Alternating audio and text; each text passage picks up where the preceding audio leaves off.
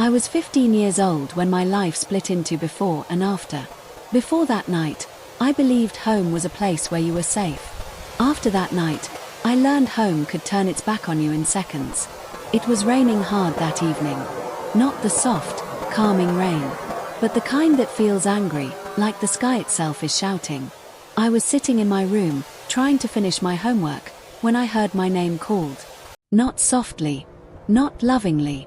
It was sharp, accusing. I walked into the living room and saw her standing there, arms crossed, eyes cold. The woman who was supposed to protect me. On the table was an empty wallet. She didn't ask me anything. She didn't let me explain. She just said, "Where is the money?" I froze. "I don't know what you're talking about," I said, my voice shaking. Her face hardened. "Don't lie to me," she snapped. "It was right here. And you're the only one in this house who would do something like that." Something like that. Those words cut deeper than she realized. I tried to explain. I begged her to listen. But she had already made up her mind. The rain outside grew louder, hitting the windows like warning knocks. Thunder rolled in the distance. Then she said the words that still echo in my head to this day. "Get out." At first, I thought I heard her wrong. "What?" I whispered. She pointed toward the door. "Get out of my house. I don't want to see your face here again." My chest tightened. My legs felt weak. I was 15. No money. No phone. No place to go. And it was storming outside. I looked at her, hoping, praying, to see even a little doubt in her eyes. There was none. I went back to my room in silence. My hands were shaking as I grabbed the only backpack I had. A spare shirt. An old notebook. Nothing else. When I came back, she was already opening the front door. Cold wind rushed inside, carrying rain with it. She didn't say goodbye. She didn't say she might be wrong. She didn't say anything at all. The door slammed shut behind me. I stood there, soaked within seconds, staring at the door that used to lead to my life. The house lights stayed on. Mine went out. As the rain poured down, I realized something terrifying. I wasn't just kicked out of a house. I was erased. And standing there in the storm, I had no idea that those two words, "Get out," were about to turn into the beginning of something she would one day regret. The rain didn't slow down. If anything, it felt like it was getting heavier, colder, louder. Within seconds, my clothes were soaked, clinging to my skin. My shoes filled with water as I took my first step away from the house. I didn't know where I was going. I just knew I couldn't stay there. I walked down the street with my head lowered, rain mixing with tears I refused to wipe away. Cars passed by, splashing water onto the sidewalk, none of them slowing down. To them, I was invisible. 15 years old. Alone. Homeless. The word didn't feel real yet. I knocked on the first door I could think of, a neighbor who used to smile at me. No answer. I knocked again, louder this time. The porch light turned on. A shadow appeared behind the door. Then the light turned off. No one opened it. I moved on to the next house. And the next. Doors stayed closed. Curtains shifted. Faces disappeared. That's when it hit me. People knew I was there. They just didn't want to get involved. The storm followed me as I walked farther from everything I knew. My hands were numb. My teeth wouldn't stop shaking. Every step felt heavier than the last. I thought about going back. About knocking on that door. About apologizing for something I didn't even do. But I knew it wouldn't matter. She had already decided who I was. I found a broken bus stop at the edge of the road. Glass cracked, roof leaking, bench cold and wet. It wasn't shelter, but it was all I had. I sat down and hugged my backpack like it was a lifeline. The rain dripped through the roof, landing on my head, my shoulders, my knees. There was no escaping it. That's when the memories started coming. Birthdays I barely remember. Moments when I tried so hard to be good enough. Times I stayed quiet so I wouldn't cause trouble. And still, this was how it ended. My stomach growled. I hadn't eaten since morning. I checked my pockets again. even though I already knew they were empty. No money, no phone, no address to run to, just darkness and the sound of rain. Hours passed, or maybe minutes. Time didn't make sense anymore. My body started to feel strange, heavy, weak. A sharp pain settled behind my eyes. My throat burned. I was getting sick. I leaned my head against the cold metal wall of the bus stop and closed my eyes, just for a second. That's when fear finally broke through. Not fear of the storm. Not fear of the night. Fear of the thought that no one was coming. That if I disappeared right there, the world wouldn't even notice. My breathing became shallow. My vision blurred. As I slid down onto the wet ground, one thought repeated in my mind again and again. This can't be how my story ends. But alone in the storm, with my body shaking and my strength fading, I didn't know if I'd even make it to morning. I don't know how long I was lying there. The rain had softened, but the cold hadn't. My body felt heavy, like it didn't belong to me anymore. Every breath hurt. That's when I heard footsteps. At first, I thought I was imagining them. People don't stop at bus shelters in the middle of a storm. Not for kids like me. But the sound grew closer. Someone stood in front of me. "Hey, are you okay?" The voice was calm. Not angry. Not accusing. I opened my eyes slowly. A man stood there, holding an umbrella in one hand and a small paper bag in the other. His clothes were worn, his face lined with age, but his eyes held something I hadn't seen all night. Concern. I tried to sit up, but the world spun. "Easy," he said, kneeling down. "You're freezing." I didn't know what to say. I didn't even know if I should trust him. People had closed doors on me all night. Why would a stranger stop? He took off his jacket and gently placed it around my shoulders. It was warm. Too warm. I flinched, not because it hurt, but because I wasn't used to kindness anymore. "Have you eaten?" he asked. I shook my head. He opened the paper bag and handed me a sandwich. I stared at it. My hands trembled as I took it. The smell alone made my stomach ache. I ate slowly, afraid it might disappear if I moved too fast. He didn't rush me, didn't ask questions. He just sat there, letting the rain fall around us. After a while, he spoke again. "You shouldn't be out here," he said quietly. "Not in this weather. Not at your age." Something in my chest cracked. "I didn't do anything," I whispered. The words came out before I could stop them. He looked at me, really looked, and nodded. "I know," he said. Two simple words. But they felt like someone had finally taken a weight off my chest. He helped me to my feet. "I run a small repair shop a few blocks from here," he said. "There's a back room. It's not much, but it's dry and warm." I hesitated. Every warning I'd ever been taught screamed in my head. But my legs were weak. My vision was fading again. I nodded. The walk was slow. He let me lean on him when my knees buckled.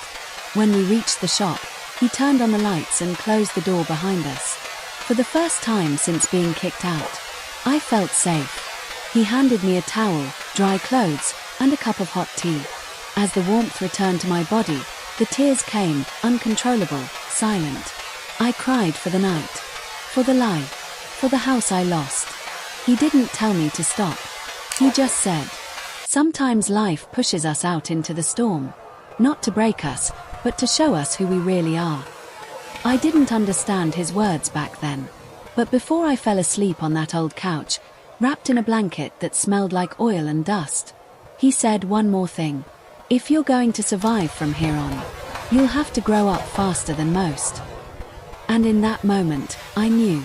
This stranger wasn't just saving my night. He was changing my life. The morning light felt different. Not warm. Not hopeful. Just real. I woke up on that old couch with my body sore and my head heavy. For a brief second, I forgot where I was. Then it came back to me. The storm. The door slamming shut. The lie. I sat up slowly. The shop was quiet. The smell of oil, metal, and dust hanging in the air. A small heater hummed in the corner. He was already awake. "Morning," he said, placing a cup of tea on the table beside me. "You've got a fever." but it's breaking." I thanked him, my voice low. That day, he didn't ask me where my family was. He didn't push. Instead, he said something unexpected. "If you're going to stay here for a while, you'll have to earn your keep." I nodded immediately. I didn't feel offended. I felt relieved. He showed me how to sweep the floor properly, how to organize tools, how to hold things without cutting myself. My hands blistered. My back ached. But for the first time, the pain meant survival. Days turned into weeks. I worked in the mornings and tried to keep up with school when I could. Some days I went in smelling like oil and rust. Some days I didn't go at all. Teachers asked questions. I learned how to lie, not to hurt others, but to protect myself. At night, when the shop closed, I lay awake listening to the city breathe outside. Hunger became familiar. So did exhaustion. I learned how to stretch one meal into two. How to stay quiet when life got loud. But not everything was hard. He taught me discipline. He taught me respect. And without realizing it, he taught me something more important than both. Self-worth. One evening, as I scrubbed grease off my hands, I caught my reflection in a cracked mirror. I didn't see a helpless kid anymore. I saw someone changing. Someone sharpening. But growing up too early has a price. I missed being a child. I missed feeling protected. And sometimes, when the shop lights went out and the world grew silent, I wondered if the woman who threw me out ever thought about that night. Or if I had already been forgotten. I didn't know it yet.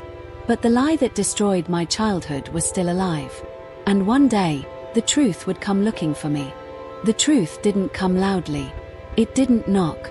It slipped into my life quietly, like it was afraid of what it might wake up. It happened on an ordinary afternoon. I was stacking boxes in the back of the shop when I heard a familiar voice outside. A voice I hadn't heard in years. My body froze. I looked through the dusty window, and there he was. The person who destroyed my life.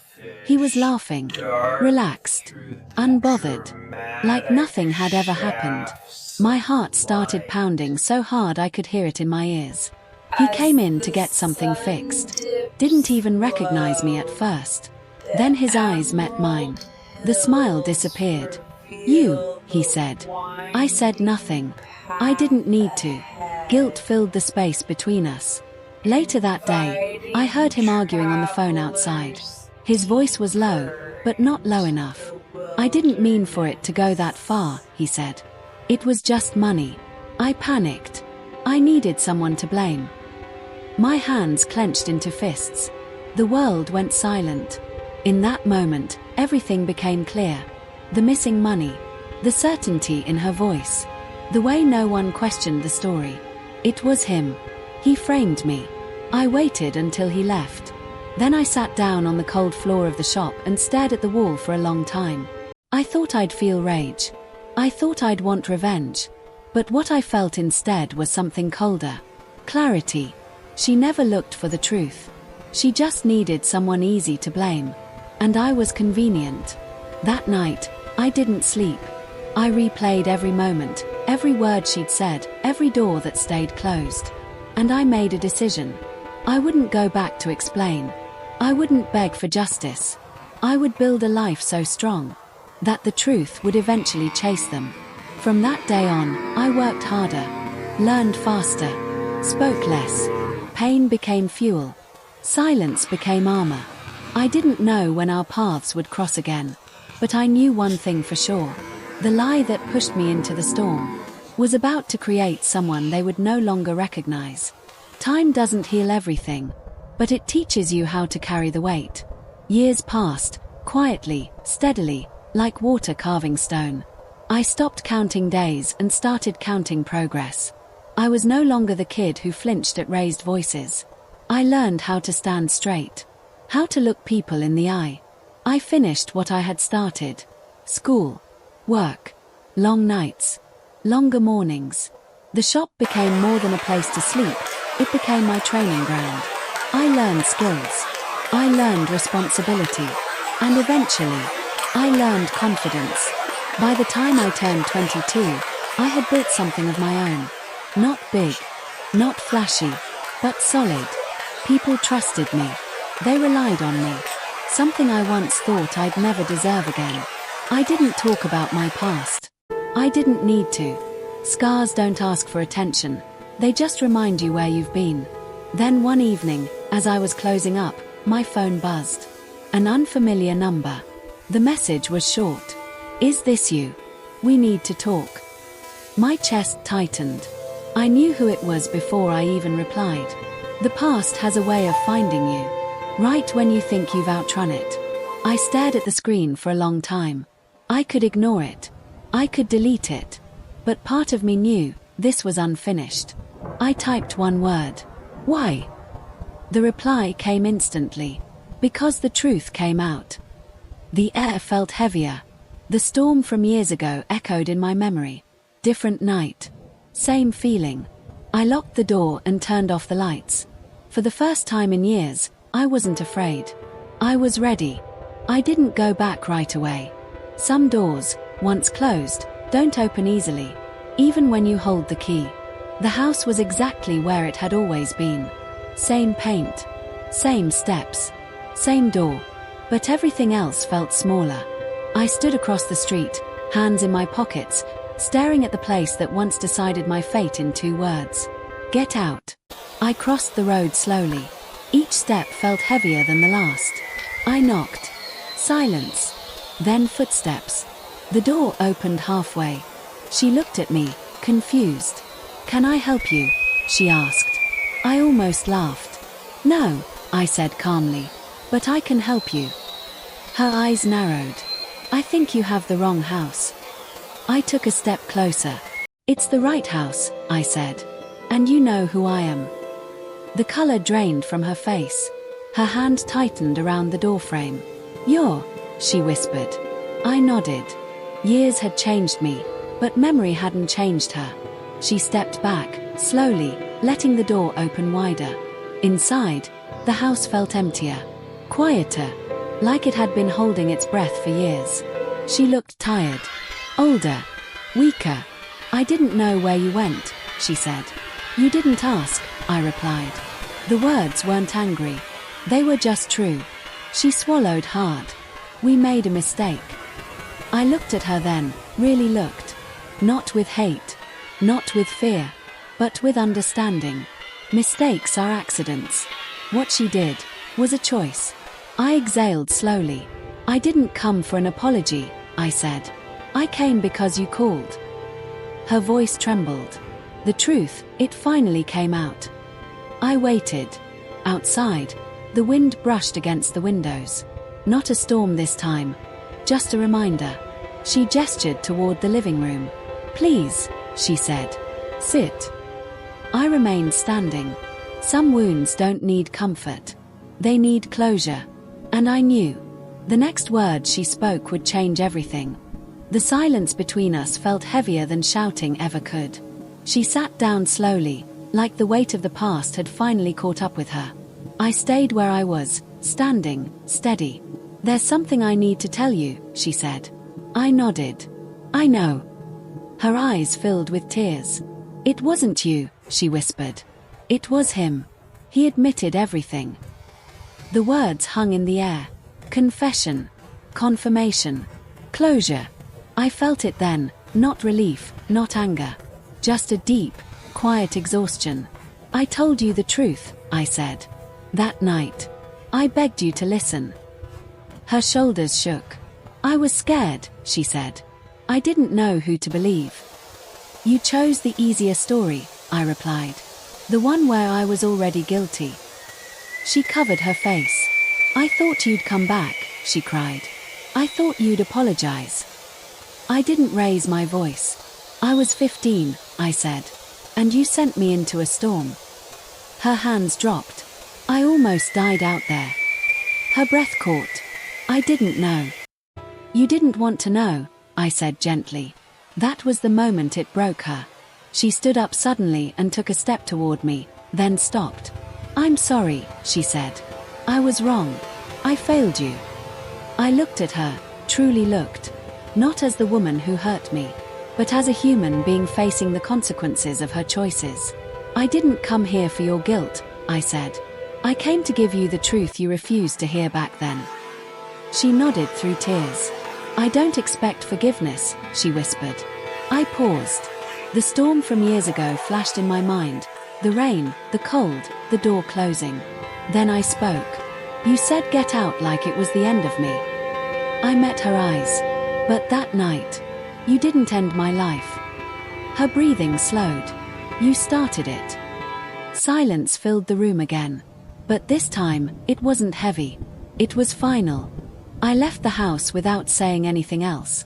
Some conversations don't need an ending line. They end when the truth is finally spoken. The air outside felt lighter. Not because everything was fixed, but because I was no longer carrying their lies. I walked down the same street I'd been thrown onto years ago. Different shoes. Different strength. Same memories. For the first time, I let myself feel everything I had buried. The fear. The hunger. The loneliness. I thought about revenge. About watching her suffer the way I had. But then I remembered something the old man once told me. Hate keeps you tied to the past. Growth sets you free. I didn't want to be free because of them. I wanted to be free from them. That night, I sent one message. I forgive you, but I'm not coming back. There was no reply, and I didn't need one. Forgiveness wasn't a gift for her. It was a release for me. I went back to my life, my work, my space, my peace. I started mentoring kids who reminded me of myself. Quiet. Forgotten. Blamed. I became the person I needed when I was 15. Sometimes pain doesn't break you. Sometimes it builds you into someone strong enough to stop the cycle. And that's when I understood. Winning isn't revenge. Winning is becoming untouchable. People think the worst moments of their lives are curses. I used to think that too. But sometimes, what breaks you also builds you. Years have passed since that night in the storm. I have a place of my own now. Not just walls and a roof, but peace. I wake up knowing I earned every step that brought me here. The shop where I once slept on a broken couch has grown into something bigger. And so have I. Every now and then, I see kids standing where I once stood. Confused, scared, unwanted. And I make sure they're not invisible. I never went back to that house.